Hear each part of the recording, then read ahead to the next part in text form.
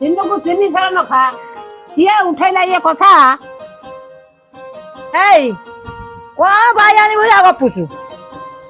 ତତେ ବାଧୁ ନାହିଁ ତ ତୁ କେବେ ଜାଣିବୁ? କଣ କଥାଟା କହୁନୁ? ବାଧୁ ନାହିଁ କଣ କହୁଛୁ ମତେ?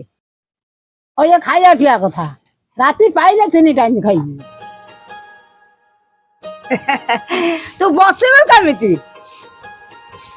ମୁଁ କଣ ସେ କଥା କହୁଛି?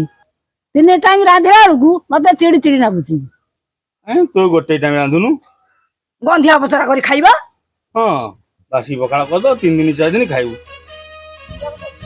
ହଁ ମୁଁ ଯାଉଛି ଏଇଥରକ ସେଇଆ କରିବି। ମୁଁ 108 କୁ ଫୋନ କରିକି ରେଡି କରି ରଖିଛି। ସେ 108 ରେ ତୁ ଯିବୁ ମୁଁ ଯିବି ନାଇଁ। ମେଡିକାଲ ଫେରିବ।